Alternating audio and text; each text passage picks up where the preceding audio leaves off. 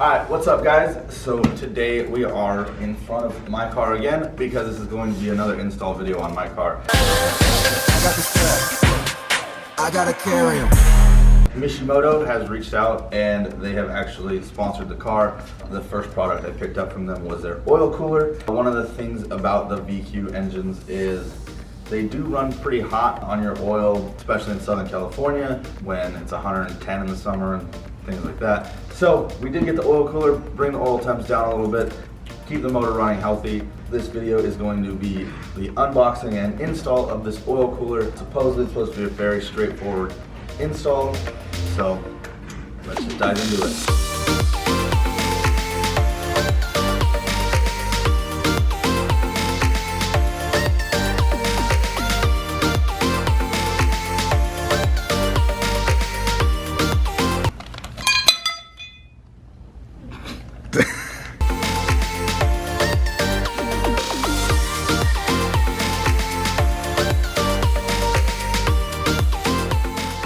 Alright, so as you guys noticed, I am in a change of clothes. Yesterday we were about to do the install and then it was kind of crunch time. So we're here today. I got the car jacked up. We are ready to start the install for the oil cooler. I have all the products laid out here. Basically you need a 10 mil ratchet to get your bumper off, flathead to get some of the clips off on the under tray, and then a 27 mil socket to get the sandwich plate on and what they call the banjo bolts on.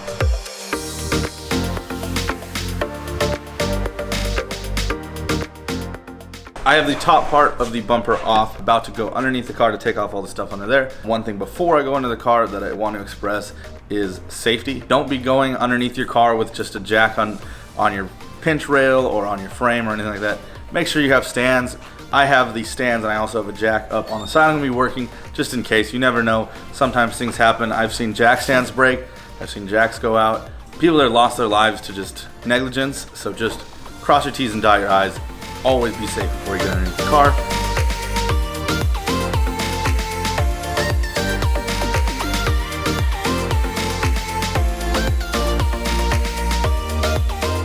First time. Wait, I wasn't recording. Oh my God. Hey, it's different now. If we want to call you, amateur. Okay. All right. While we're down here, I'm gonna kind of kill two birds with one stone. Also take off the cover that's gonna give us access to the oil filter, and then we'll be pulling off the bumper. So we're gonna get this cover off while we're here as well.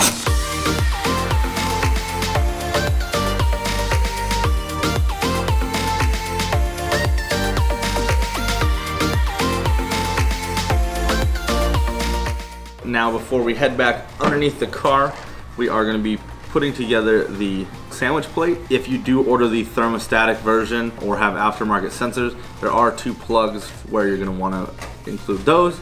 But I do not have aftermarket gauges right now. So basically these are just Teflon taped in there and that's just gonna be everything to hold that together. So the only thing we're gonna have to do on this before we throw it on the car is throw the banjo bolts on. The way that you're gonna be installing the banjo bolts is the seal on top and bottom, with this being your outlet for the hose. Thread that on there, and then once it's in place, you can kind of tighten it and then it'll stay in place. You're gonna wanna leave them loose because you are gonna need to be working them into place once we get the hoses fed through.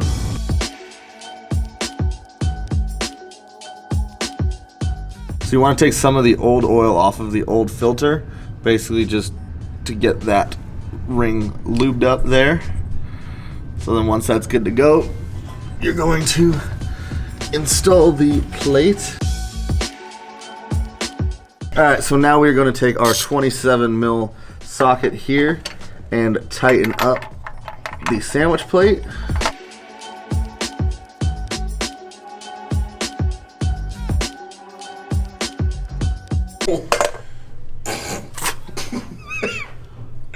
Bro, I'm not gonna tell you what this looks like right now. Fuck, that was a lot of oil in my mouth.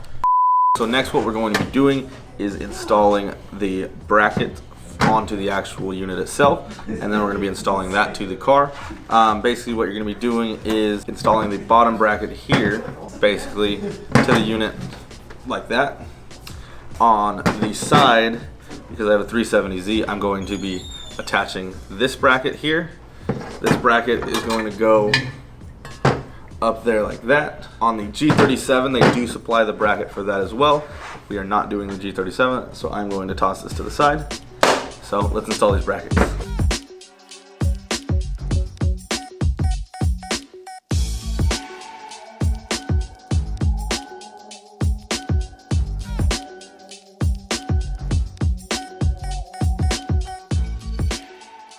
Now that we have the brackets installed, you're going to want to leave this one loose because it's not a fixed bracket, whereas this one is going to be basically fixed to the unit. This one you're going to need to line up to the actual center point on the car to throw that bolt in there. So what we're going to do now is throw the actual hoses onto the unit and then throw the unit onto the car. You got hose? I'm not going to put a stupid pun like that in this video. You can say it if you want. The 90 degree is going to go onto the actual cooler side, whereas this end is going to attach to the sandwich plate. There are two different lengths for the hoses. The longer one is going to go on the driver's side, and the shorter one is going to go to the passenger side.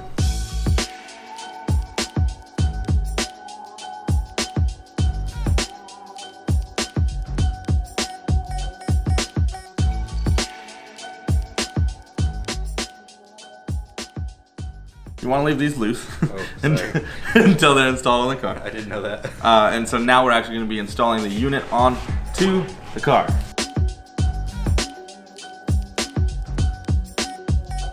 So next up, we are going to be feeding the hoses all the way through to get them back to the actual sandwich plate.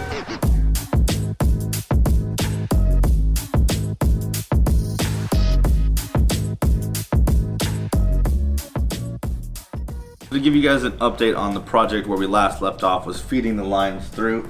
Well, the lines are pretty straightforward to lead through. The difficult thing is there's an install video out right now that they have kind of modified the car so that it makes the install a lot easier than it actually is.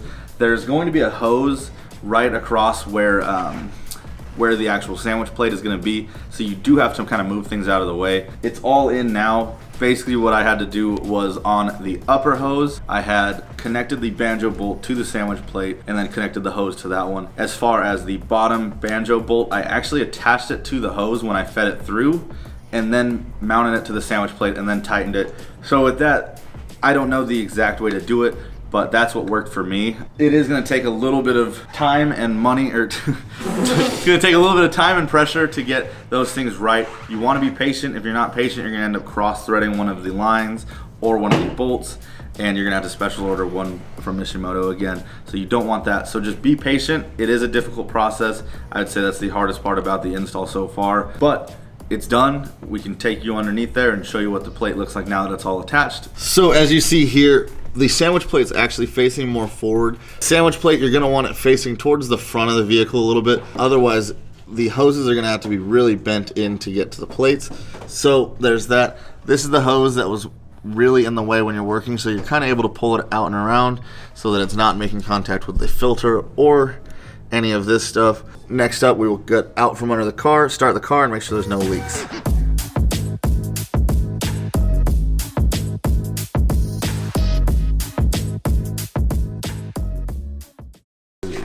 Sorry, dude. Did I get you? Scared me. I was like, what's going on my head? I was like, Whoa, what is that, bro? Get the bolts onto that side. Get it out, bro! you didn't even say stop. This is like, what is that? Yeah, it just got quiet, just like, couldn't.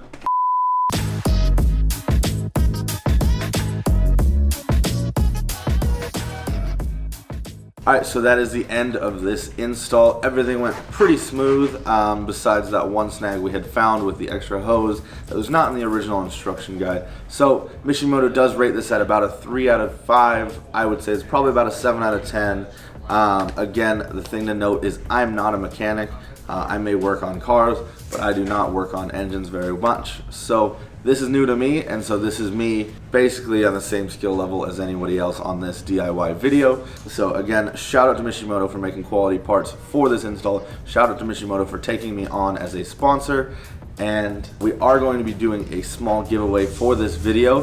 What you're going to be doing is going to Mishimoto's latest Instagram post as soon as this video goes live and commenting hashtag premiumfam, and I'm going to be going to pick a winner from that to get a mystery box from us. So go do that, show them some love, show them some support. As far as these install videos, it is something that we want to start doing a little more to integrate into the channel. We are a wrap shop, we are a lifestyle YouTube channel. We want to start getting everybody's projects in the mix a little bit. Johnny's car getting worked on, Jefe's car getting worked on, Anthony's car getting worked on, everybody's car getting worked on.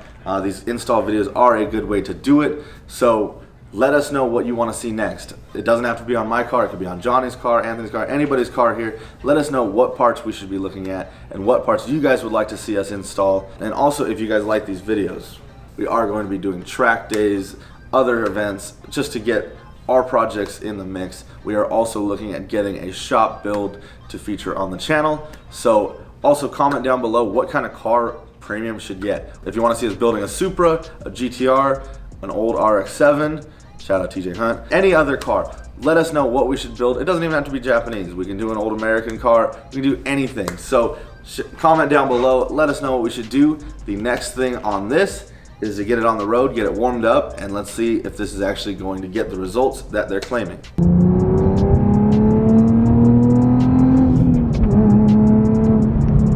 So after doing all of that, we've made it to about 200 degrees, which again is still, I gotta hand it to them, a lot lower than it would normally be.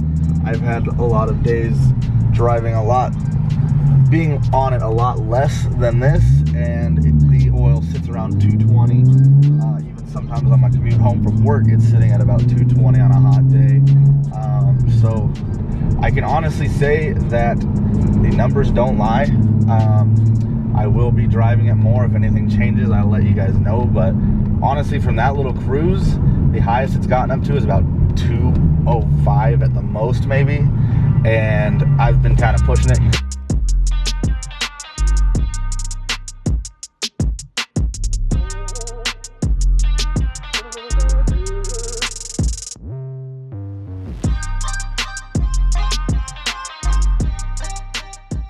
Alright, time for the hardest part about this install. Just getting rid of this thing. Ooh, that thing is old. And getting the new one on. Boom!